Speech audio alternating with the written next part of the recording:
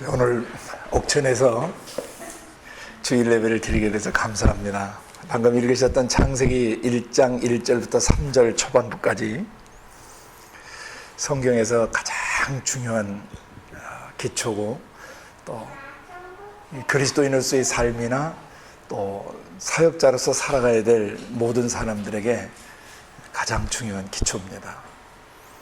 잘 아시는 것처럼 창세기 1장 1절은 태초에 하나님이 하늘과 땅을 창조하셨다고 하심으로써 하나님 자신을, 하나님은 하늘과 땅을 만드신 창조주로 계시하고 있습니다.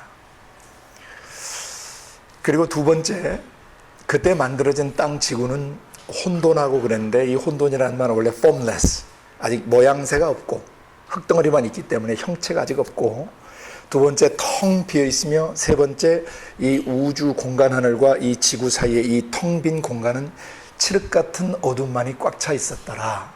그런데 그 창조주 되신 하나님의 영, 하나님의 그 영이 그 존재하는 만물의 수면 위에 운행하고 계셨다라고. 첫째는 하나님은 창조주로서 일절에 계시를 하시고, 두 번째 하나님 자신의 영이 운행하셨다라고 말씀하십니다. 이 운행하셨다라고 하는 우리말 번역은 히브리 원어를 온전히 번역하지 못한 번역입니다. 원래 히브리 원어는 락하프라는 동사를 쓰는데, 이게 이제 어미 변화를 일으켜서 메라헤페트로 본문에 쓰이게 됩니다. 라하프라는 뜻은 두 가지 중요한 의미를 가지고 있습니다.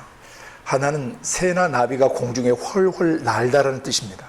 영어로 hover 해서 훨훨 나는 행위를 말하고, 두 번째 땅에서는 어미 닭이 달걀을 품거나 병아리를 날개 아래 품는 행위를 말합니다. 그래서 하나님이 하늘과 땅을 창조하시고 그냥 두신 게 아니라 당신의 그 거룩한 숨결, 당신의 그 거룩한 숨결 영으로서 존재하는 만물을 날개 아래 품으셨고, 그리고 3절에 거기다 대고 뭘 하셨냐면 가라사대 말씀을 하셨다는 것입니다. 하나님이 누구신지를 이것보다 더 정확하게 설명할 수가 없습니다. 그래서 창세기 1장 1절부터 3절에 하나님이 어떤 분이신지를 정확하게 인식하지 못하면 창세기 1장 3절 이하부터 계시록까지의 말씀을 깨달을 수가 없습니다. 지혜로우신 하나님께서 성경 맨 첫 페이지 첫 장에 하나님이 누구신가를 맨 먼저 계시하신 겁니다. 영원한 우주 밖의 하늘에서 이 풍선처럼 우주 공간 하늘을 창조하시고, 그 가운데 지구라는 땅덩어리를 하나 만들어 놓으셨습니다. 창세기 1장 1절에서 태초라고 하는 것은 시간이 시작되어지고, 다음에 하늘과 땅이라고 하는 것은 공간이 시작되는 시간입니다.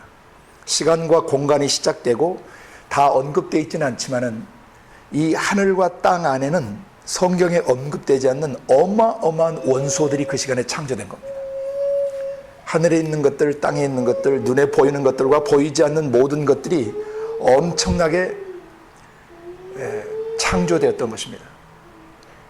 그래서 로마서 1장 20절을 우리가 보면 창세로부터 그분의 보이지 아니하시는 것들, 곧 그분의 영원하신 능력과 신성이 만드신 만물에 분명히 보여 알게 되어 있다라고 증언합니다.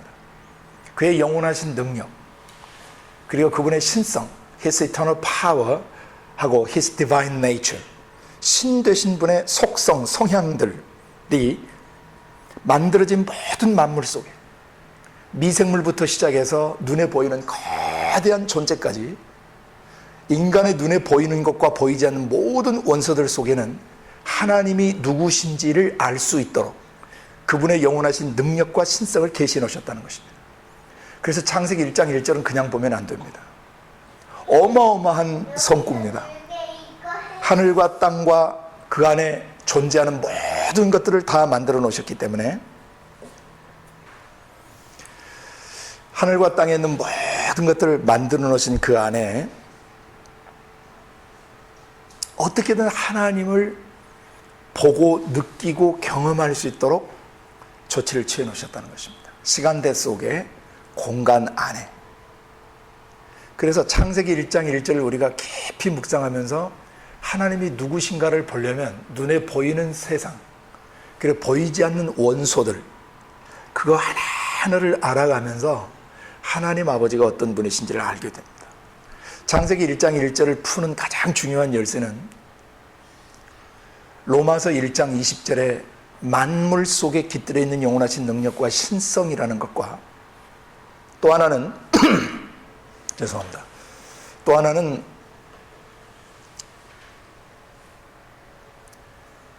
에베소 4장 6절에 하나님은 한 분이시다라고 정의를 내려줍니다.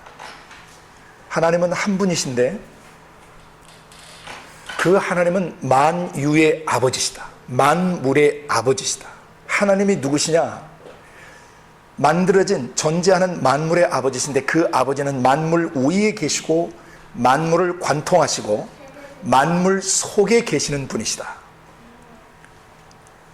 그래서 하나님은 우리의 아버지시고, 그 다음에 2절에 가서 그 아버지 하나님, 아버지가 되시는 하나님의 영이 수면에 운행을 하시는데, 이 운행하다는 낱말은 새처럼 나르시고 그 다음에 어미닭처럼 존재하는 만물들을 품에 안으셨다는 뜻이어서, 하나님이 만드신 것들 중에서 눈에 보이는 것과 보이지 않는 모든 것들은 그분의 품 안에 거하고 있다는 것을 말씀하시고, 그 다음 세 번째, 그 하나님의 영이 보듬어 안고 계시면서 존재하는 만물에다가 말씀을 하셨다는 것입니다. 예, 그래서 하나님은 누구시냐? 그러면 하나님은 존재하는 만물의 근원 되신 아버지시면서 동시에 그 아버지는 당신의 숨결로 영으로 존재하는 만물을 보듬어 안고 계시고, 세 번째, 거기에다가 말하시는 분이시다. 이것이 바로 성부와 성령과 그 말씀 성자 예수를 계시하신 본문인 것입니다. 하나님은 한 분이신데 우리 아버지로서 당신의 영 안에서 말씀을 내셔서 존재하는 만물들의 원소가 존재하게 하시고 원소들이 모여서 형체를 이루게 해 주신 것입니다. 그래서 하나님은 궁극적으로 자신을 표현할 때 뭘로 표현하시냐면은 말로 표현을 하신다는 겁니다. 요한복음 1장 1절에도 태초에 말씀이 계셨습니다. 이 말씀이 하나님과 함께 계셨으니 이 말씀은 곧 하나님 자신이시다. 이 말씀이 곧 육신을 입고 우리 가운데 나타나셨다. 그러니까 천지가 창조되는 순간에 하나님은 자신을 뭘로 표현하시냐면 성령으로 덮으시고, 아버지 영으로 덮으시고, 거기다가 말을 내심으로써 존재하는 만물을 창조하시고, 창조된 모든 것들은 아버지 영에서 나오신 말씀에 의해서 유지가 되어지고 모양새를 이루다가 나중에 선자들에게 말씀하셨던 그 말씀이 모양새를 입고 형체를 입고 우리 가운데 나타나셔서 우리의 죄를 위해 죽으시고 다음에 부활하시고 승천하셔서 성령으로 우리들 속에 들어와 계시는 것입니다. 그럼 우리 속에 들어오셔서 이제 뭐 하시느냐? 하나님의 성령이 하시는, 아버지 자신이 하시는 가장 중요한 첫 번째 사역은 말씀하시는 사역입니다. 우리 속에서. 사복음서 시대에는 말씀이 형체를 입고 오셔서 죄로부터 사람들을 자유케 하시고 정결케 하시고 사람들을 구원하시고 치료하시고 회복하시고 창조의 원형으로 다시 세워주셨는데, 이제 그 이후에는, 십자가 사건 이후에는 그 아버지의 거룩한 숨결 영이 우리 속에 들어오셔서 이제는 속에서 말씀하신다는 것입니다. 그래서 하나님을 알려면 아버지 자신의 성령이 말씀하시는 것을 들어야 하나님을 가슴으로 만나게 된다는 것입니다. 이것이 바로 창세 때부터 계시록까지 하나님은 영으로 존재하는 만물을 품에 안으시고 메라헤페트 품에 안으시고 거기다 대고 말을 하심으로써 당신의 가슴을 우리와 나누시고 말귀를 알아듣는 사람과 가슴과 가슴을 공유하면서 그 사람을 통해서 존재하는 만물을 다스리신다는 것입니다. 창세기 1장 1절부터 3절에 하나님은 만물의 아버지시다. 그 아버지의 영은, 숨결은 존재하는 만물을 보듬어 안고 계시며 내려다보고 계시고, 세 번째, 그 아버지의 영은 존재하는 만물을 향해서 말로 창조하시고 유지시키시고 말로 다스리시고 말로 우리를 찾아오셔서 구원하시고 그 다음에 성령으로 우리 속에 오셔서 지금은 말하고 계신다. 성경은 찾지 않겠지만 마태복음 10장 20절에서 예수님이 뭐라고 얘기하시냐면은 말하는 이는 너희가 아니라 너희 속에서 말씀하시는 자 곧 너희 아버지의 영이시니라. 그 아버지의 영에서 나오신 말씀 속에는요, 없는 것을 있게 하시고 죽은 것들을 살리시고 고칠 수 없는 병들을 기다려서 자유케 하시고 바람과 파도를 잠잠케 하시는 능력이시며 나흘씩 썩어서 문드러져 버린 세포가 다 죽어버린 세포를 소성시키시는 말씀이십니다. 그 말씀이 사람 속에 들어오셔서 복음서의 역사를 재현하실 뿐만 아니라 그보다 더 큰 일도 하시겠다고 하나님이 약속하셨기 때문에 창세기 1장 1절부터 3절에 나오는 아버지가 자신의 영으로 우리를 감싸 안으시고 말씀하시는 이 원리를 절대적으로 숙지하고 가슴속에 가장 중요한 영적 기반으로 깔아야 된다는 것이죠. 사람들을 양육할 때 맨 처음 하나님이 누구시냐, 그런 천지를 만드신 아버지시고 창조주시고 아버지시다. 그런 만물의 아버지시며 만물 위에 계시고 만물을 관통하여서 그 만물의 모양새를 유지하고 계시는 하나님이시며 만물 속에 내재하시고 내주하셔서 피조물들에게는 생명으로, 어떤 물리적 파워로, 화학적인 작용으로 그들 속에 내재하시고 인격체들 속에는 내주하시는 것입니다. 이것을 이방인들이 잘못 깨달아서 만물 속에 신이 깃들였다고 하는 정령숭배 사상으로 빠지거나 애니미즘이나 잘못된 샤머니즘 속으로 빠져 들어갔던 것이죠. 아니면 잘못된 범신론, 존재하는 만물이 다 신이라고 생각하는 이런 어리숙한 생각 속에 빠진 것입니다.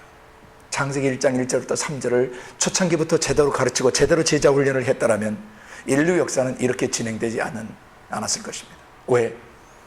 우주 밖에서 영이신 하나님이, 거룩한 숨결이신 하나님이 존재하는 만물을 만드실 때는 말로 모양새를 만들어내시고 말로 그들을 유지하시고 말로 동일한 말씀으로 나중에 하늘과 땅을 불살라버리신다는 것이죠. 빛이 있으라신 그 말씀으로 마지막에 이 우주 존재하는 만물들은 해체될 치여다라고 명하심으로써 모든 것이 사라져버려요. 그래서 존재하는 만물은 영이신 하나님과 절대적인 연결선상에 있다는 것이죠. 그래서 절대 유물사관이 나올 수가 없어요.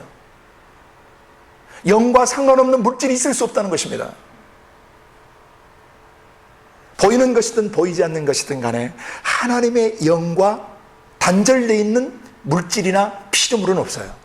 마귀는 바로 영과 육을 분리시켰고 눈에 보이는 현상세계가 다인 것처럼 사람을 속여왔고 바로 그런 사상들이 사람을 지배하자 나중에 다윈의 진화론이 나오기 시작하고 칼막스의 공산주의 이론의 무신론이 나오기 시작한 것이죠. 유물사관, 영을 배제시켜버린 것이에요.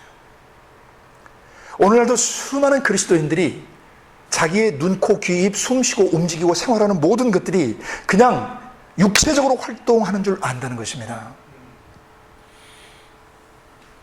눈에 보이는 것과 보이지 않는 모든 것은 아버지 영이 말씀을 내셔서 모양새를 유지케 하시고 말로 존재하는 만물을 다스리고 계시는 것입니다.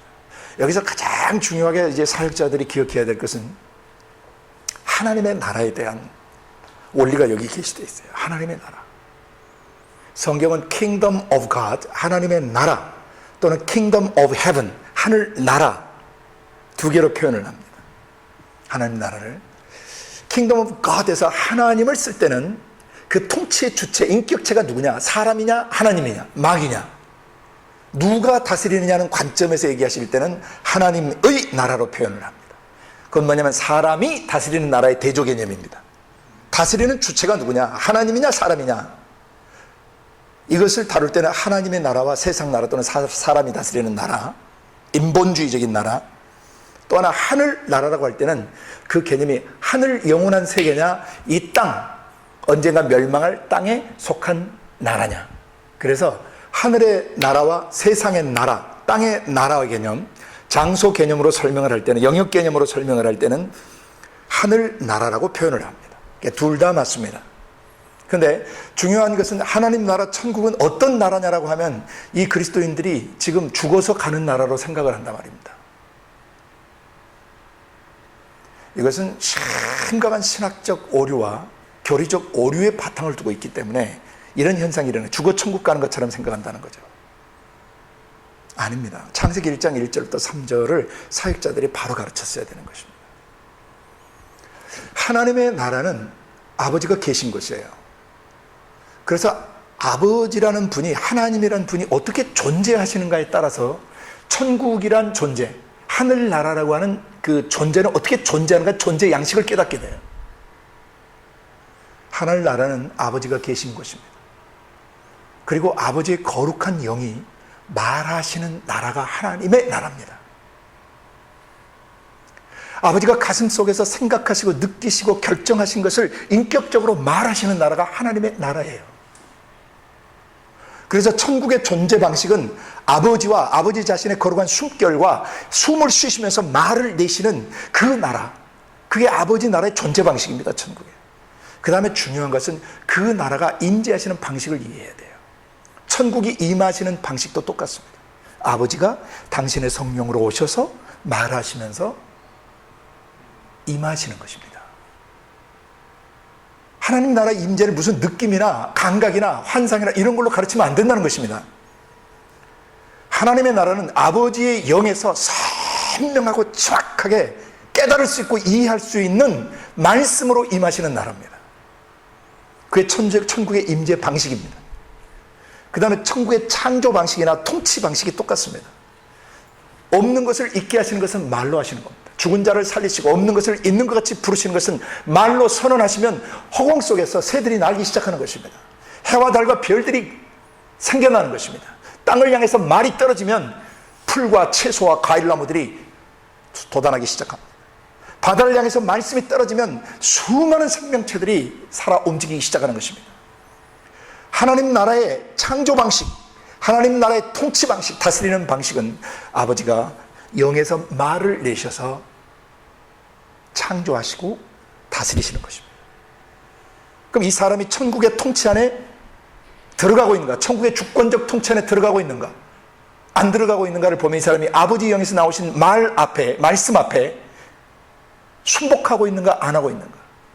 아버지 영에서 나오신 그 말씀에 순복하지 않는 사람들은 영원한 아버지 집에 못 돌아갑니다. 왜냐하면 누가복음 19장 27절에서 예수님 말씀하십니다. 나의 왕됨, 아버지의 그 말씀된 예수의 왕됨을, 그 말씀의 왕됨을 원치 않는 저 원수들을 이리로 끌어다가 내 앞에서 죽이라 라고 말씀하시는 거죠. 마지막 최후 심판 때 주님이 이런 준엄한 심판이 있다는 것을 계시하신 것입니다.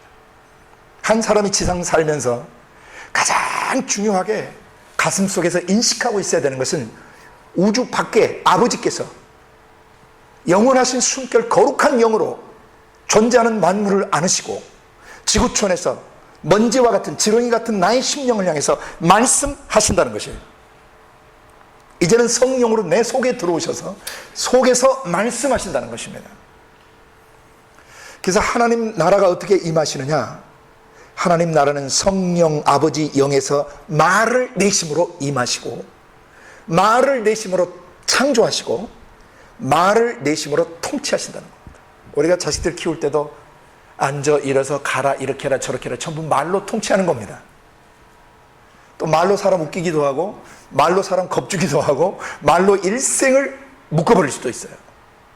말로 사람을 위로할 수 있고 말로 사람을 자유케 할 수 있습니다. 구원도 아버지 품에서 나오신 그 말씀을 믿음으로 구원을 받는 것입니다. 말로 구원하는 것입니다. 말로 치료하는 것입니다. 말로 사람을 세워주는 것입니다. 하나님 영에서 나오는 말의 창조력과 그런 생명력, 그리고 어마어마한 권능과 위엄과 그분의 성품이 말 속에 흐르시듯 사람의 영에서 나오는 이 말도 하나님의 성령에 감동되어질 때는 어마어마한 역사를 일으킨다는 것입니다. 마지막 하나님이 진격하시는 방식들, 하나님 나라가 어떻게 진격되느냐? 똑같아요, 원리가. 창세기 1장 1절부터 3절에 하나님 나라의 진격 방식이 계시된 겁니다. 아버지는 당신의 영에서 나오시는 말씀을 듣고 순종하는 사람들과 함께 진격하는 것입니다. 하나님의 나라는 성령과 그 말씀의 사람들을 통해서 진격해 들어가요. 모든 나라와 민족 속에, 그리고 죄악으로 망가지고 깨어지고 창조의 원형을 잃어버린, 인격이 파괴되어버린 사람들 속에 하나님은 성령으로 말씀을 내셔서 그 말씀으로 그의 지성과 감성과 의지를 차고 들어가시는 것입니다. 이게 하나님 나라의 진격 방식이에요.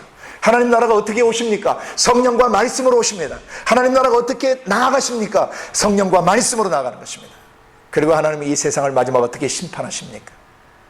내가 너희를 심판한 줄로 생각하지 말라. 나의 일은 그 말이 마지막 날에 너희를 심판하리라. 사람이 무슨 무익한 말을 하든지 그들이 한 말에 의해서 그들이 정죄를 받고 의롭다함을 받으리라. 반드시 그 한 말에 대해서 신문을 받겠다라고 마태복음 12장 37절부터 39절에 말씀하셨어요. 그래서 하나님 나라의 시작은 아버지가 자신의 그 거룩한 숨결 속에서 말을 내심으로 창조를 하셔가지고 모양새를 주시고 말로 구약의 선지자들을 통해서 다스리시다가 선지자들에게 약속하신 그 오시리라 한 그 약속대로 그 말씀이 성령에 의해서 잉태되시고 성령에 의해서 모양새를 입으시고 나타나시고 성령과 함께 그 말씀이 질풍노도와 같이 죄악에 잡혀있던 사람들의 삶과 나라와 민족과 도시들 속으로 뚫고 들어가시고 하나님 나라가 진격하셨던 것입니다. 그리고 하나님 나라는 마지막에 성령으로 말씀을 내셔서 심판하심으로 끝을 내십니다. 이 창세기 1장 1절을 기도하실 때마다 잊어서는 안 됩니다. 가장 중요한 기초입니다. 하나님이 누구시냐 그러면은 하나님은 아버지시다. 에베소 4장 6절에 만물의 아버지시다. 2절에 창세기 1장 2절에 아버지 영은 운행하신다. 보두모 안고 위에서 내려다보시며 우리 위에 새처럼 나르시며 여호와의 눈은 온 땅을 두루 감찰하신다고 되어 있어요. 여호와의 눈이 이 땅에 충성된 자를 살펴 그랬어요. 그 충성된 자가 뭐냐면 믿음 있는 사람, faith가 full한 사람이에요. 하나님이 말하신 것에 절대성을 두고 움직이는 그 사람이 faithful한 사람이에요. 그 사람에게 능력을 베푸세요. 얼마나 간단하십니까? 우주 밖에 계신 영원하신 하나님이 존재하는 만물을 성령으로 거룩한 영으로 품에 안으시고 수많은 원소들과 수많은 모양새를 가진 모든 피조물들을 감싸 안으시고 그들에게 말로 찾아오신다. 말로 임하시고 말로 다스리시고 말로 구속하시고 말로 치료하시고 말로 회복하시고 말로 재건축하시다가 말로 이 세상을 심판하심으로 끝내십니다.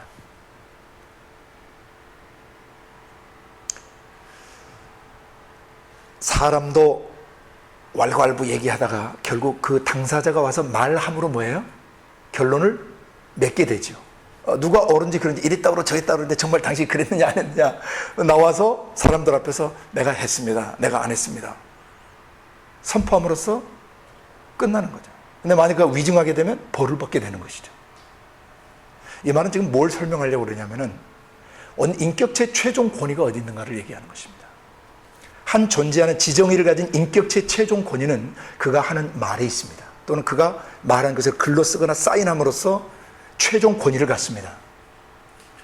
하나님도 인격체에서 당신의 최종 권위를 어디다 두셨겠습니까? 말씀에다 두신 겁니다. 아버지 품속에서 나오신 그 말씀에 하나님의 최종 권위가 있는 것입니다. 그 말씀을 우리는 예수라고 부르는 것입니다. 그 말씀이 몸을 입고 기름 부음을 받았을 때 그분을 그리스도라고 부르는 것입니다. 수많은 사람들이 예수를 부족처럼 부르다니 의미 없이 불러요. 예수는 번역이 안 된 말입니다. 반드시 번역해 줘야 됩니다. 마태복음 1장 21절에서 자기 백성을 저희 죄에서 구원할 자, 그 예수입니다. 그러니까 예수를 한마디로 얘기하면 구원자란 뜻입니다. 무엇으로부터 누구로부터 구원하시고 from what, from whom 누구로부터 구원하고 무엇으로부터 우리를 구원하시는가.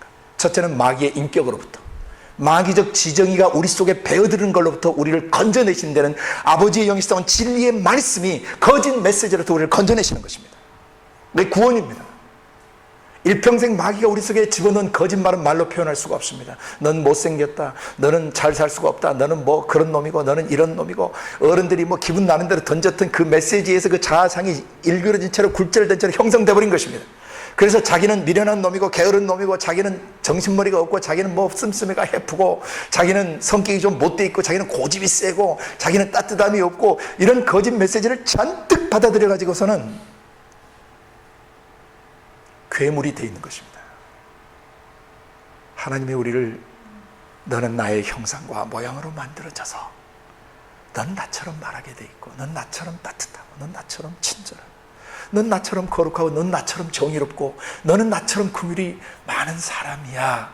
이런 얘기를 해도 고지를 안 들어요. 이게 수십 년 동안 사단마귀 귀신들에 의해서 스며들어버린 그리고 베어들어버린 찌들어버린 거짓된 인격이에요.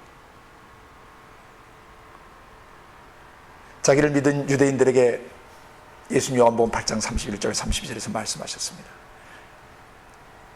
내 말에 거하면 참 내 제자가 되고 진리를 알지니 진리가 너희를 자유케 하리라. 거짓은 우리를 억압해요. 우리를 슬프게 해요. 우리를 두렵게 해요. 우리를 억압하고 우리를 두렵게 하고 염려케 하고 근심케 하고 낙심케 하고 좌절케 만들어요. 이 거짓 메시지를 더 이상 듣지 않도록 내주에 계신 아버지의 성령이 진리의 말씀으로 우리를 구원하신다는 것입니다. 넌 회복됐다고, 넌 새 사람이라고, 너는 거룩하다고, 너는 정의로운 사람이라고, 너는 빛이며 너는 사랑이며 너는 온유하고 겸손한 사람이며 너는 지혜롭고 총명이 있는 사람이고 모략과 재능이 있는 사람이고 지식과 여호와를 경외하는 영이 있는 사람이라고 하나님이 우리에게 진리를 선포해 주시는 거예요. 하나님의 최종 권위는 말에 있는데 이 말이 기록이 됐어요. Written word, the written word. 기록된 이 말씀은 하나님의 심장의 언어입니다.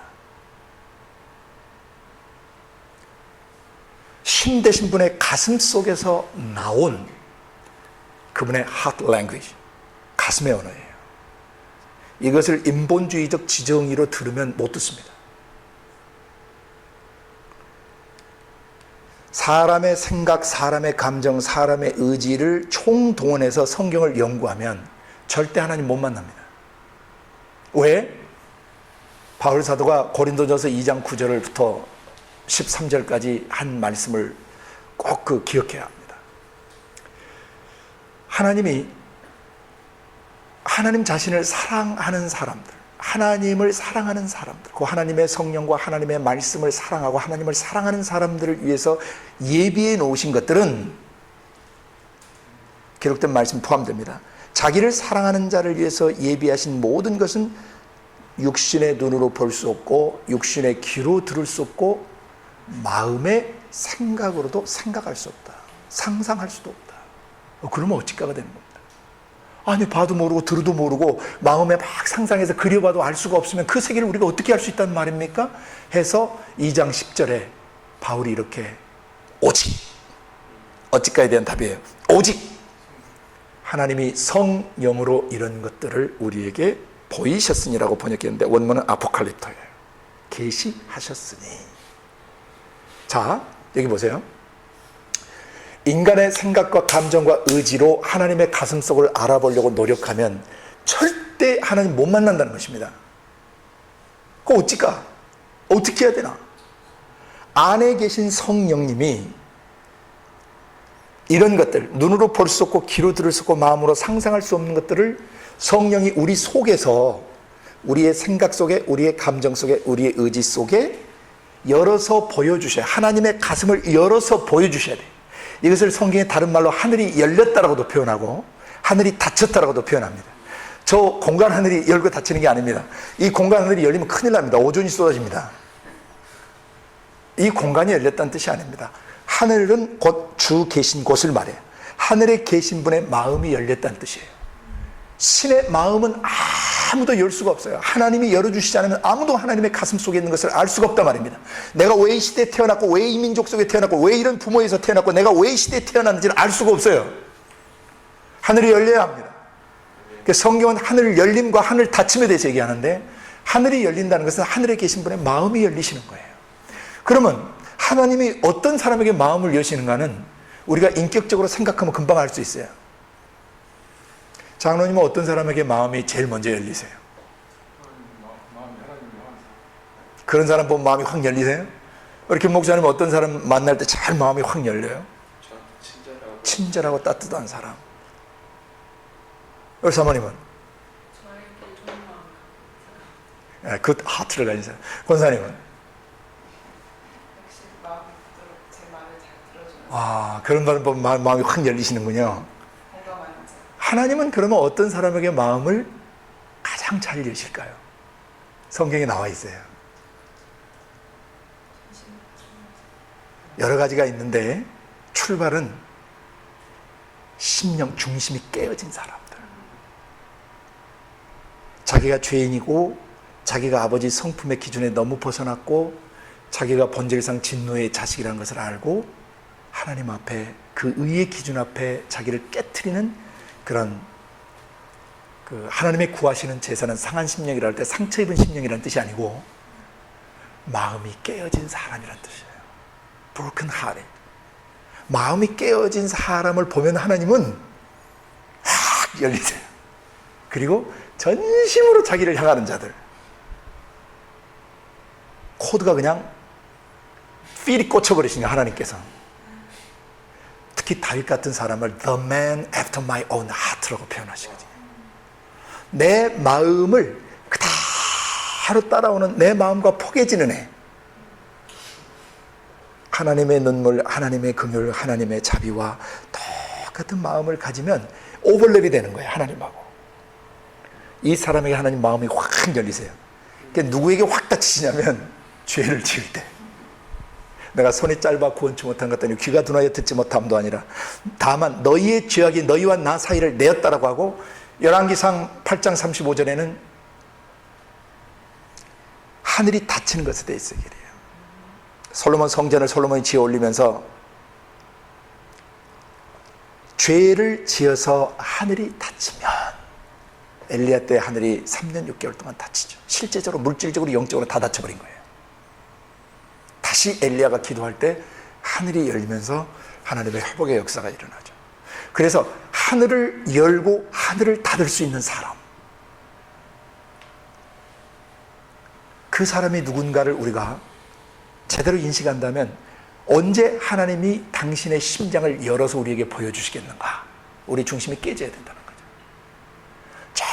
정말 마음속에 하나님 외에는 가진 것이 없는 진정한 푸토코스의 가난이 있어야 된다는 거죠. 땅과 세상에 속한 것들을 마음속에 갖고 있거나 또는 분노나 미움을 갖고 있으면 이 사람 부자예요. 뭔가를 갖고 있는 사람이에요. 심령이 가난한 자는 복이 있나니 천국이 저희 것이며 할 때 이때 심령의 가난은 푸토코스의 가난입니다. 알거지 상태예요. 가진 것이 하나도 없어요. 뭐에 대해서 가지고 있지 않는 가난이냐면 분노나 미움, 상처, 엄난, 짜증, 신경질, 그리고 땅에 속한 것들 그 갖고 있는 탐욕들, 권력욕들, 명예욕들, 남이 나를 알아주기 원하는 마음을 가지고 있으면 유형무형이든지 그는 소유하고 있는 것이에요. 그 사람은 천국 경험할 수 없습니다. 땅과 세상에 속한 것들을 갖고 있지 않는 이 진정한 가난함이 있는 그곳에 하늘나라가 저희 것이라고 선언하셨던 것입니다. 사도가 되고 영적 지도자가 되려면 첫 번째 바로 심령의 가난이 있어요. 자기 목회 철학, 목회 방향이 가지고 있는 한 하나님은 어느 정도까지밖에 개입을 못해요. 제로 베이스로 내려가야 돼요.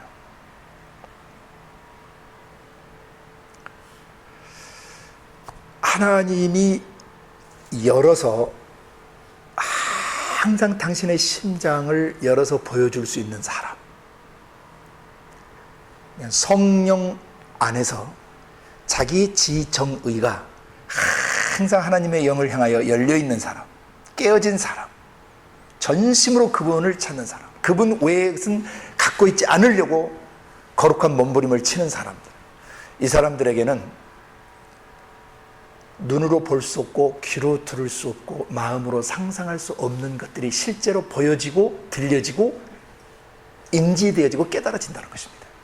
성경 말씀은 앞으로 창세기 1장 1절부터 3절을 기초로 해서 아버지의 성령이 이제는 성령이 오신 뒤에 교회 시대에는 속에서 얘기하세요. 그래서 자기 속에 와 계신 성령으로부터 창세기부터 계시록까지 기록된 말씀을 들을 줄 모르게 되면 이 사람은 인본주의자가 되어버려요. 또는 적절히 하나님 80 먹고 나 20 먹고 더 은혜 받아 하나님 90 드시고 나 10은 먹고 여전히 내 것이 남아있는 이런 혼합주의, 물 섞은 포도주, 가짜 포도주, 이런 설교를 하게 되고 이런 설교를 들으며 살게 돼요. 그래서 이 기록된 말씀은 아버지 심장 안에서 내 시대를 향해 나오신 음성이시기 때문에 기록된 말씀은 읽어야 되지만은 읽기 위한 책은 아니에요. 읽으면서 듣는 책입니다. 성경을 읽는데 공부를 해버린다. 옛날 세상 공부하듯이 머리 굴리고 감정 굴리고 의지 굴리고 논리책을 딱 잡고 성경 척척척척 공부를 해버리면요, 하나님에 관해서는 알 수 있어요. Knowing about God, 그런 knowing of God, 하나님을 알 수는 없어요. 예를 들어서 제가 옛날 김대중 대통령이나 이명박 대통령이 있다 그래봐요. 그분은 우리가 객관적으로 압니다. 대통령이라는 거. 그리고 대략 어느 학교 나오시고 어떤 일을 하다가 그 대통령과 대략 압니다. 우리는 그 대통령에 관하여 하는 것이죠. 그러나 그 영부인, 그분들 그 대통령 부인 두 분은 관하여 알겠어요? 직접 알겠어요? 살을 맞대고 평생을 사신 분들이에요. 남편의 뒤통수만 봐도 기분이 좋다 나쁘다를 감지할 수 있는 그 정도로 알아요. 그 정도로. 싹 스치고 지났는데 좀 맛이 갔어. 좀 뭐가 떡더래. 뭔가 좀 불편한 것이 탁 나타난 거야. 부부가 몇 개월만 살아도 그 감지가 돼요. 제가 공동생활 한 20여 년 해오면서 눈이 사방에 달렸다는 것을 나중에 알게 됩니다. 이 뒤에서도 이게 읽혀져요. 그리고 의도적으로 사역을 하기 위해서 사람을 앉혀놓고 그 사람을 예의주시하게 되면 성령이 보이세요. 그 사람을. 그러나 아주 비밀스러운 이런 것들 하나님이 치유에 필요한 것 외에는 계시를 하시지 않는데, 안에 계신 성령이 우리 안에 말씀하시는 것이 깊이 훈련이 되어지면요, 사람을 보면 그냥 내면을 읽게 돼요. 손상을 입은 것과 어디가 눌려있는 것들과 어디가 고통스러운 것들을 주님이 읽게 하시고 느끼게 하십니다. 그래야 사람에게 사역을 할 수 있어요. 봉사 문고리 잡듯이 사역하면 안 된다는 거죠. 화중에 앉아 있으면은 한 사람의 내면을 깊이 이해하기 시작하면요, 10사람, 20사람, 100사람이 앉아도 파악이 됩니다. 회중에 앉으면 100명, 200명, 500명이 앉으면 그 회중의 영에서 나오는 정서라는 게 있어요. 그게 평상시 매일매일 기록된 말씀을 통해서 아버지의 음성 듣는 훈련이 돼야 회중들을 읽을 수 있는 그런 영적 감각을 갖게 돼요. 왜? 사람의 내면에 있는 것들은요, 성령께서 보여주시고 들려주시고 깨닫게 하시지 않으면 절대 알 수가 없습니다.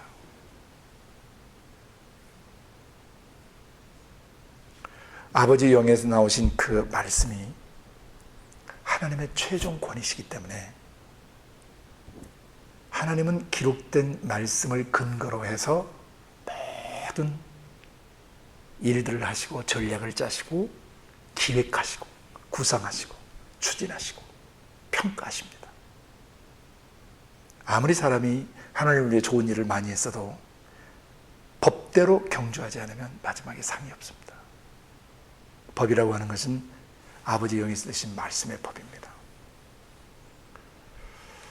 다음에 주님은 사도행전 시대에 성령으로 들어오셔서 사도들의 가슴속과 초대교회 성도들의 가슴속에서 성령은 굉장히 직접적으로 얘기하십니다.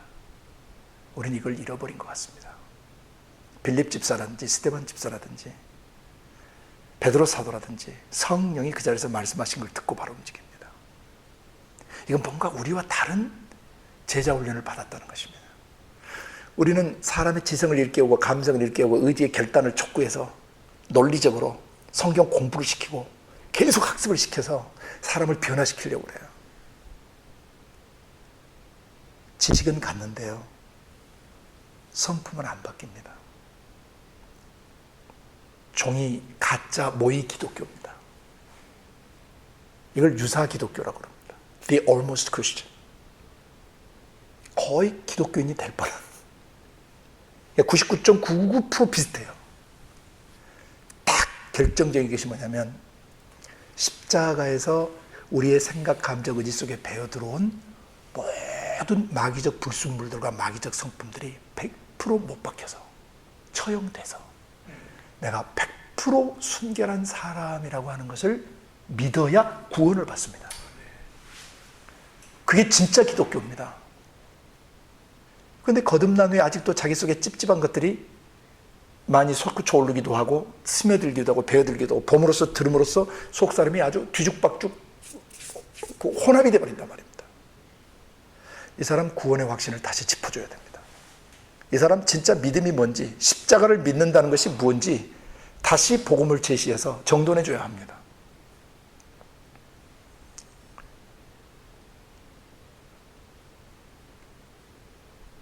성령이 초대교회 성도들의 심령 속에 들어오셔서 계속 말씀하심으로 움직여 가십니다.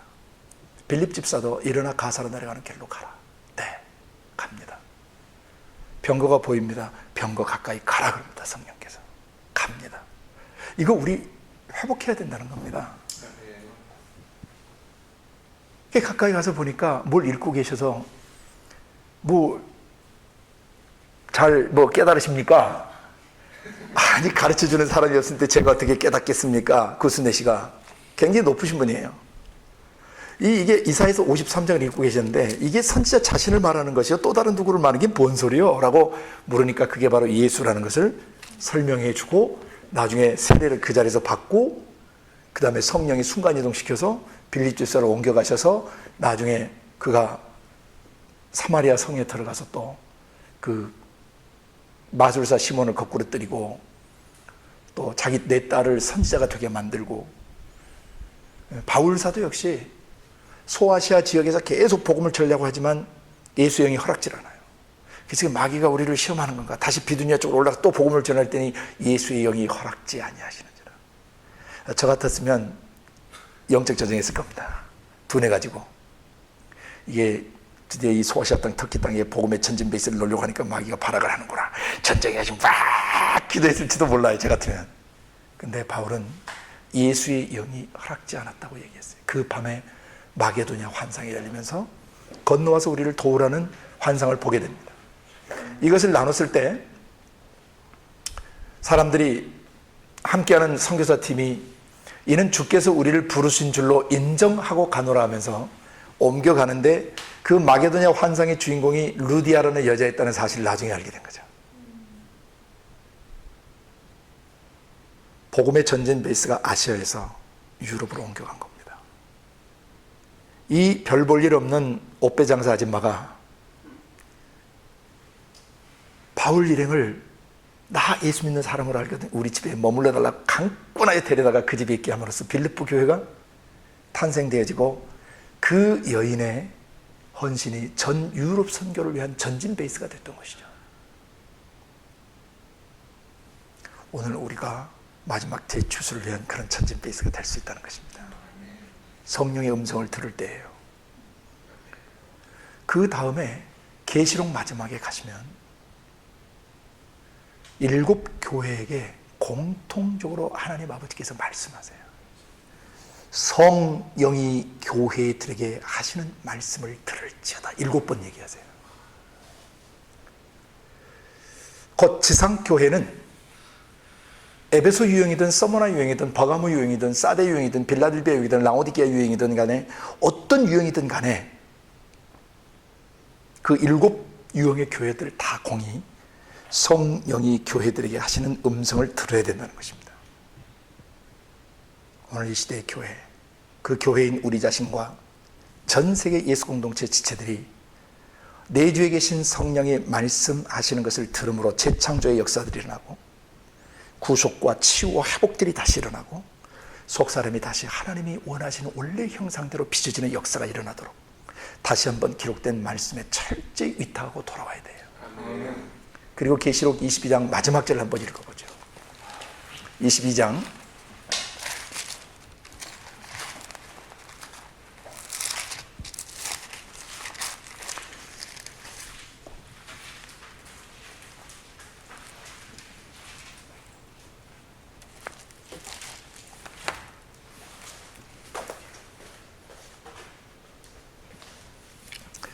22장 16, 17절을 한번 같이 읽어보겠습니다. 계시록 22장 16, 17절 시작. 나 예수는 교회들을 위하여 내 사자를 보내어 이것들을 너희에게 증거하게 하였노라. 나는 다윗의 뿌리요 자손이니 곧 광명한 새벽별이라 하시더라. 성령과 신부가 말씀하시기를 오라 하시는도다. 듣는 자도 오라 할 것이요 목마른 자도 올 것이요 또 원하는 자는 값없이 생명수를 받으라 하시더라. 이게 성경의 마지막 음성입니다. 그 다음에는 이제 성경책에 있는 거 뺀 사람하고 더한 사람에 대한 그 징계가 있겠다고 얘기하신 건데, 이게 뭐냐면요, 성령과 신부가 말해요. 여기 신부는 교회를 말합니다. 성령님이 지상 교회를 통해서 전 세계를 초청하시는 거예요. 오라, come. 그 다음에 번역이 좀 이상하게 돼가지고 좀 애매한데, 듣는 자도 오라 할 것이요가 이게 뭔 말이냐면, 앞에 성령과 신부, 교회된 사람들을 통해서 들은 그 사람들도 가서 오라고 초청하라는 뜻이에요. 먼저 그 초청을 들은 그 사람도 가서 다른 사람한테 오라. 그러니까 성령과 신부, 교회를 통해서 어떤 사람에게 얘기를 해 오라고 성령이 초청을 했는데, 이 사람도 가서 다른 사람을 오라고 초청하라는 뜻이에요. 이 번역이 좀 애매해요. 그래서 듣는 자도 오라 하면, 지금 듣는 사람 오라 하나 보다, 그런 뜻이 아니에요. 지금 듣고 있는 사람들 오라고 하나 보다, 그 뜻이 아니고, 들은 그 사람도 가서 다른 사람 보고 오라고 초청하라는 뜻이에요. 이해가 되셨습니까? 네. 이게 좀 애매하게 번역을 했어요. 목마른 사람도 올 것이고 또 원하는 사람들도 값없이 생명수 성령을 받으라. 이게 마지막 권고입니다. 성령으로 시작하셔서 성령으로 말을 내셔서 말로 창조하시고 말로 다스리시고 말로 구속 치유 재건축하시다가 말로 심판하시고 인류 역사를 끝내시는데, 이 성령이 지금 전 세계 인류를 향해서 마지막 초청을 하는 내용이에요. 계시록의 7교회에게 권고하는 겁니다. 지상에 존재하는 모든 교회여, 성령과 함께 오라고 초청해라 말, 온 세상을. 그리고 성령과 신부된 교회들을 통해서 들은 그 사람들도 가서 사람들을 오라고 초청해. 어떤 사람들? 두 종류의 사람들. 목마른 사람들, 그 다음에 영적인 것을 사모하고 갈급해하는 사람들, 오라, 원하는 자들. 인생에 지치고 인생에 상하고 인생의 길목에서 삶의 의미를 잃어버리고 방황하는 모든 사람들 향해서 오라고 초청하는 것입니다. 그리고 영적인 것을 사모하고 하나님 나라를 사모하고 주 뜻을 이루기를 사모하는 원하는 사람들, 그들도 오라, 와서 값없이 생명수, 영원한 생명수를 받으라. 아버지 영에서 흘러나오는 생명의 말씀을 받으라.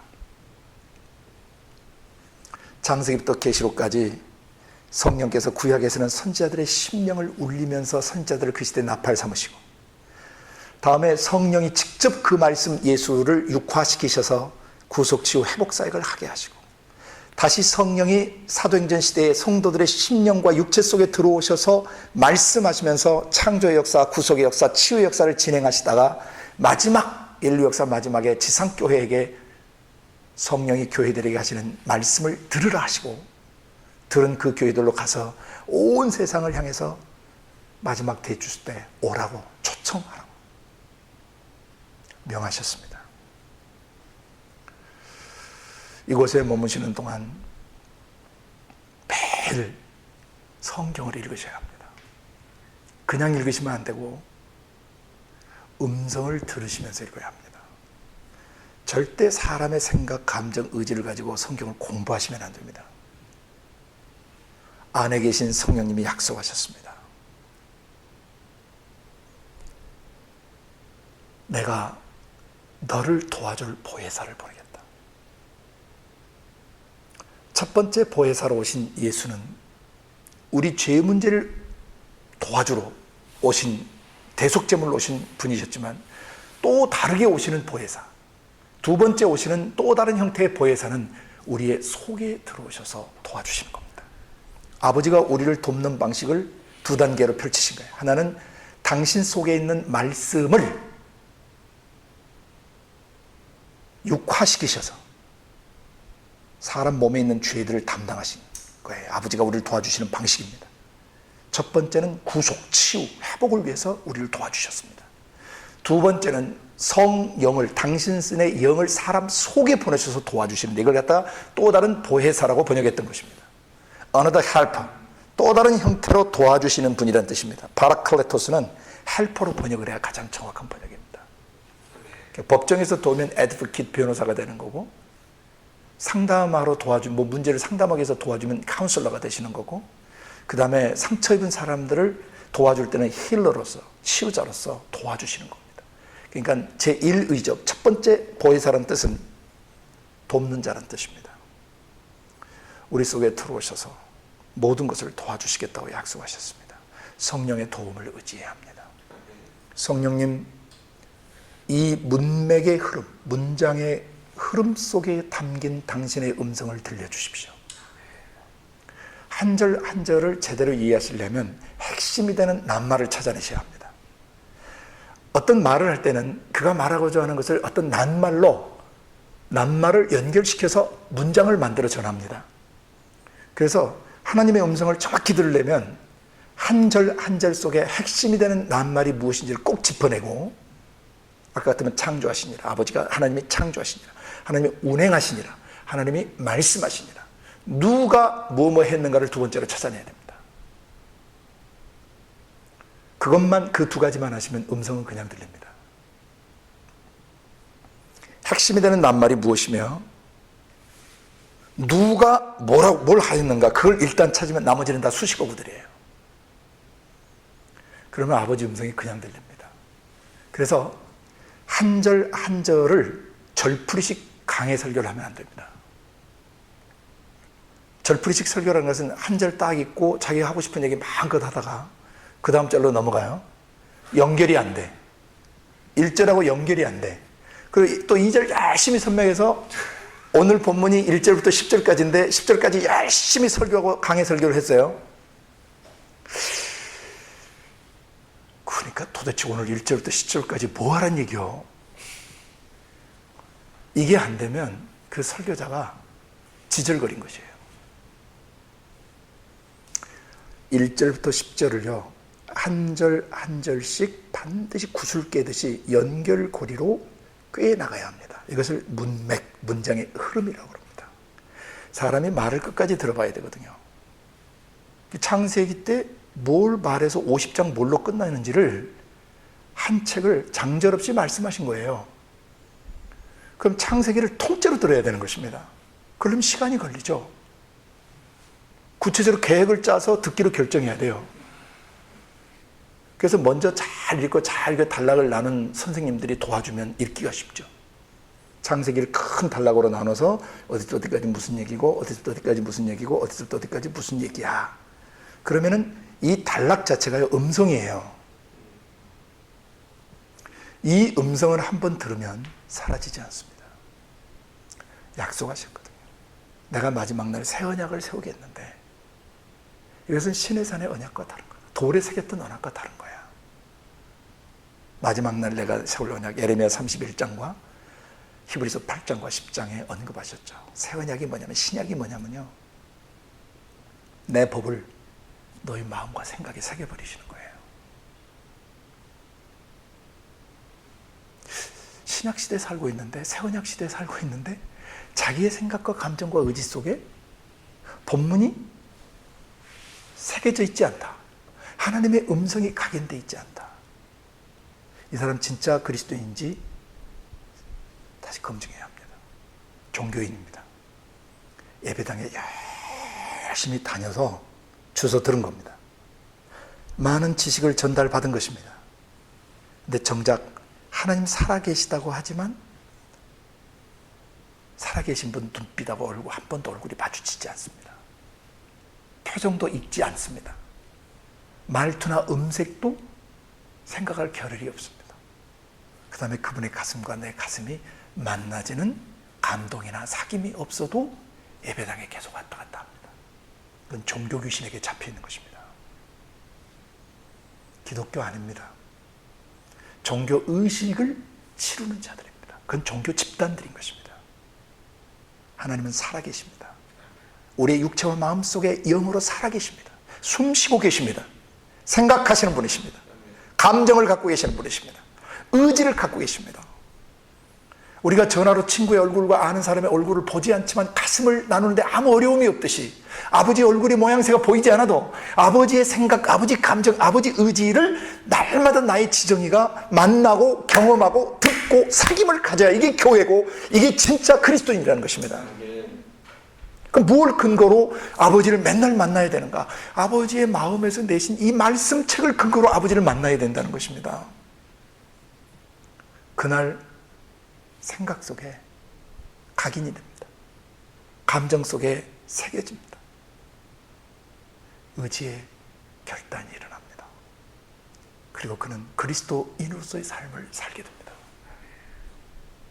예수가 그리스도 되신 것을 잘 이해해야 합니다.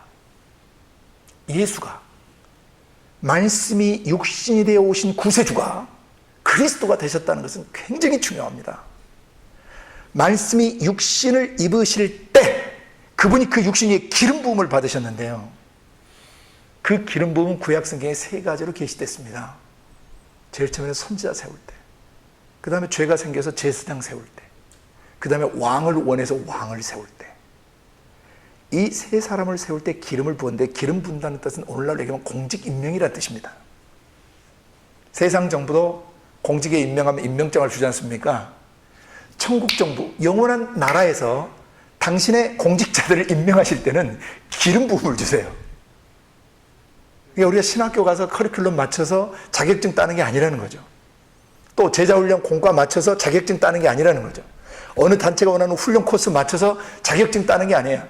그것이 신학을 했든 안 했든 그게 중요한 게 아니라 중요한 것은 하늘로부터 기름 부음이 임했는가가 중요한 거라는 것입니다. 그걸 살펴야 돼요. 이게 진짜 사역자인지 가짜 사역자인지는 아주 간단합니다. 천국 정부에서 저 사람 임명장 줬는지 안 줬는지를 확인하는 방식은 아주 간단해요. 그 사람에서 기름 부음이 나오는가 안 나오는가를 보면 되는데, 그럼 기름 부음이 어떻게 확인되느냐? 3가지로 확인됩니다. 첫째, 하나님의 음성을 대언하는 선지자인가를 보셔야 돼요. 머리 굴려가지고 설교나 만들고 남의 설교 베낀다니 남의 책 베껴가지고 짜깁기 해서 설교 만드는 사람은 이미 나가리예요. 맛이 간 거예요. 그건 하나님이 세운 사역자 아닙니다. 그건 종교인입니다. 종교 지도자입니다. 하나님이 성령으로 기름을 부으시면요, 예수님처럼, 육신 입은 예수님처럼 아버지께서 보여주신 것을 말하고 들려주신 것을 말하고 가르치신 대로 세상에 말을 해요. 스스로 아무것도 못해요. 예수님이 육신 가지고 사람들 보니까 너무 불쌍하고 저 사람한테 뭔 설교를 해주면 제일 좋을까, 이렇게 하면 더 쉽게 이해하겠지 해서 예수님이 육신적으로 편집하고 설교 원문 짜고 랍비들의 책 뒤져다가 설교 만들지 않으셨다는 것입니다.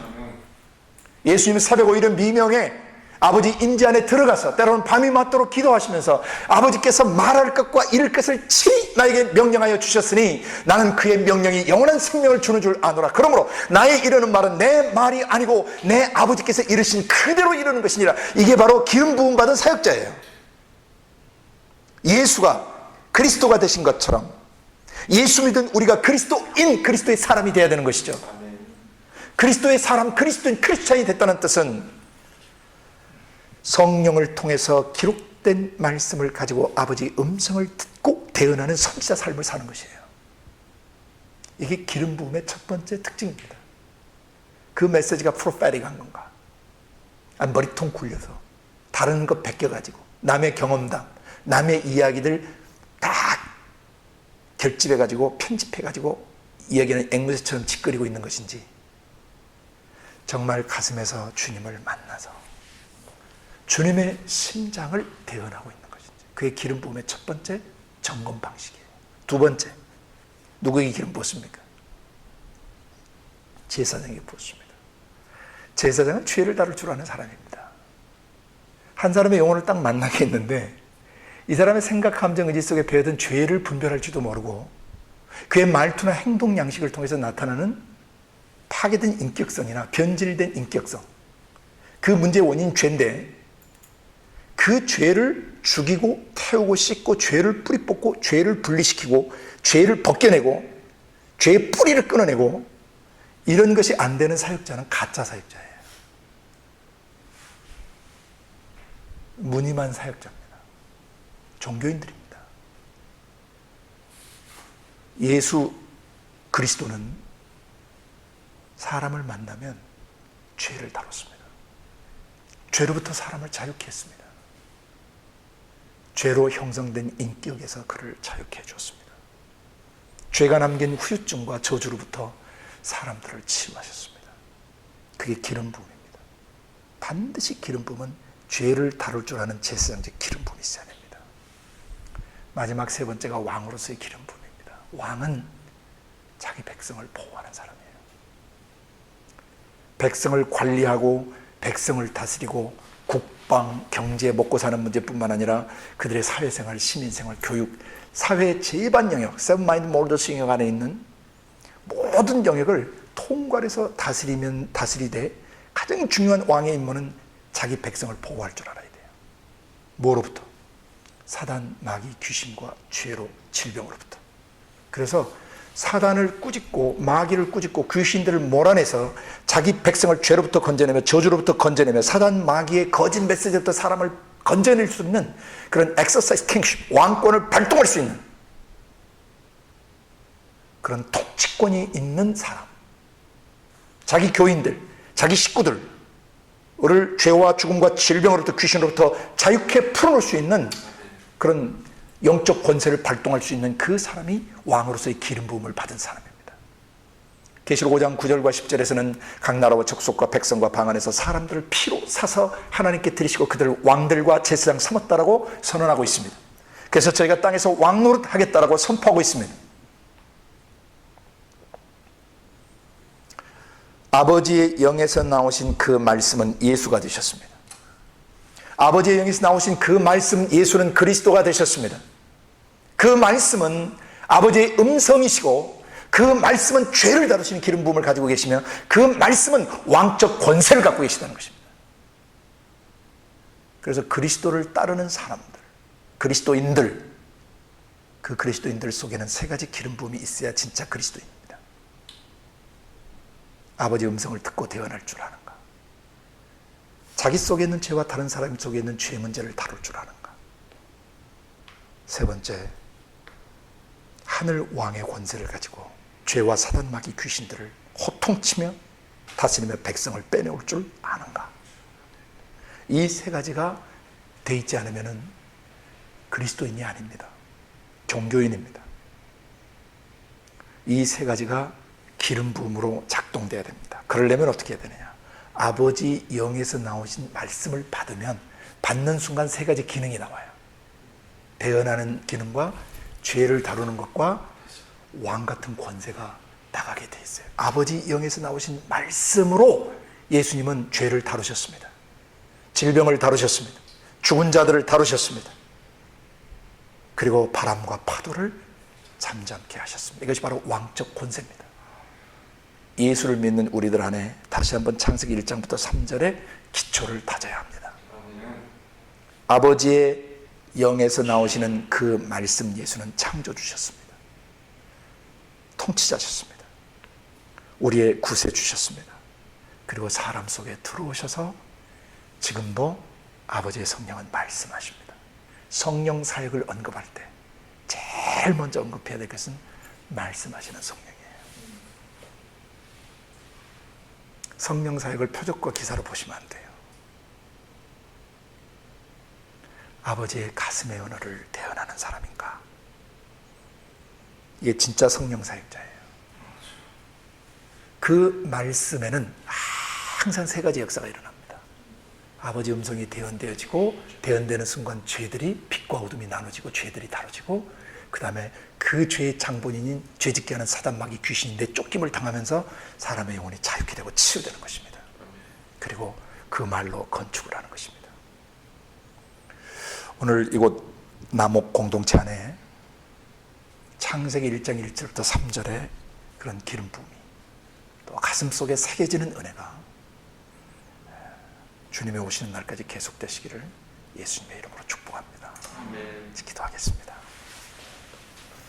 이 시간 기도하실 때 한 가지만 기도합니다. 성령님 지금 제 속에 와 계십니다. 아버지 우주 밖에서 우주 공간 전체를 품에 안으신 가운데 저를 안고 계십니다. 제가 어느 곳에 가든지 제가 머무는 삶의 공간에 가득 차 계시고 제 육체와 마음 속에도 들어와 계십니다. 천국이 제 속에 오셨습니다. 전 우주를 움직이시는 나라가 제 속에 오셨습니다. 초라하게 살지 않겠습니다. 믿음 없이 살지 않겠습니다. 육신의 기력을 따라서 기분 좋고 나쁜 상태를 따라서 살지 않겠습니다.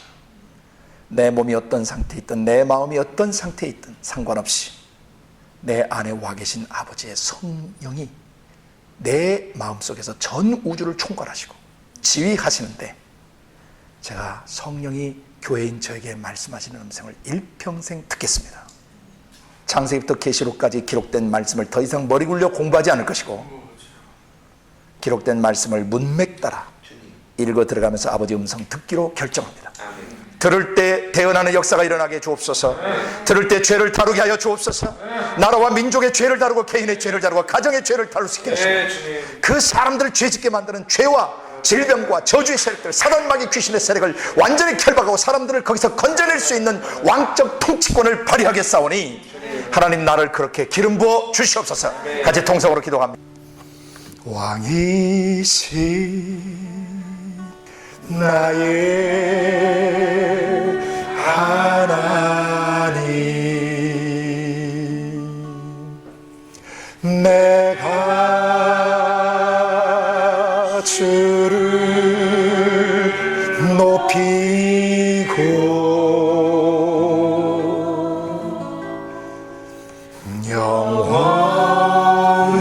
영원히 주의 이름을